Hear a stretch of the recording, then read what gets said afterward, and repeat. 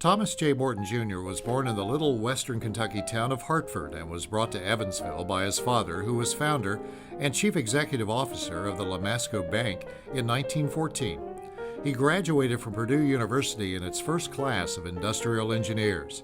In 1926, Morton made his first move toward industrial independence by buying a small floor lamp company.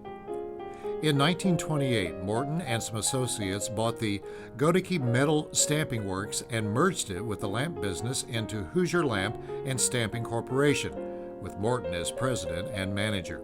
They were making aluminum parts for the refrigeration industry, such as shelving and ice trays. In 1935, Jack Bauer came here from Cleveland, Ohio, to join Morton, and together they made plastics history. Bauer had heard about a German process of injection molding thermoplastics. Morton immediately sent him to check it out.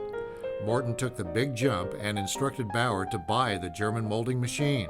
By the middle of 1936, Morton's new company, Hoosier Cardinal, was mass-producing plastic refrigerator shelf studs for Sears and Roebuck and Company. One day, Jack Bauer, who was an engineer working for Hoosier Cardinal, came in to Tom with a clear piece of plastic that he had carved from the back side and decorated somehow, similar to a part like this, and said, "This looks like $1 million, don't you think?" Tom, being the entrepreneur, said, "It looks like a lot more than that to me."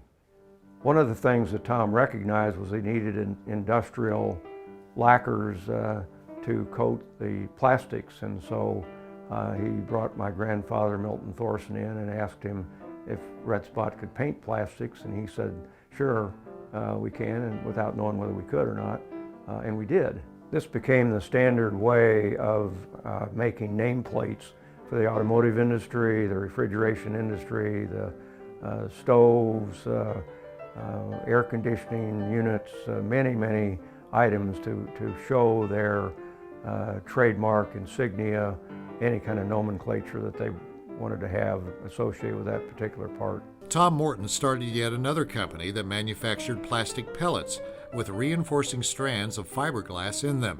The company was called Fiberfil.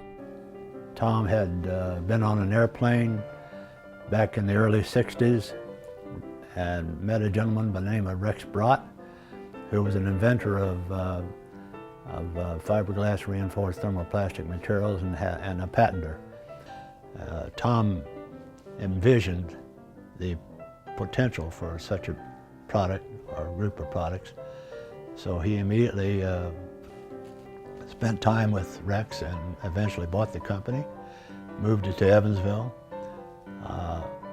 and the rest is kind of history. By 1965, in 3 or 4 years, he had 80% of the marketplace. During his esteemed career, Thomas J. Morton was a passionate supporter of his local business community, serving on the board of directors for more than a dozen local businesses, including Old National Bank, where he served for 50 years. He knew plastics inside out, but the direction he would give the bank to help our customers, whether it be automotive, oil, manufacturing, he just understood the world of business.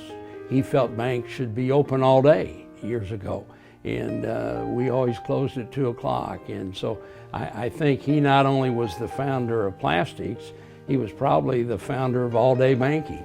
He put profit sharing into Old National back when probably a lot of banks didn't have profit sharing. He was big in cost accounting.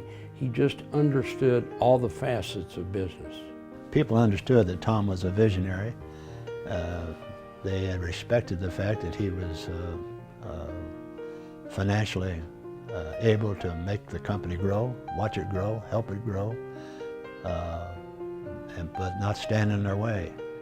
Hoosier Cardinal was so successful that they generated a lot of entrepreneurs who went off and started their own plastics businesses.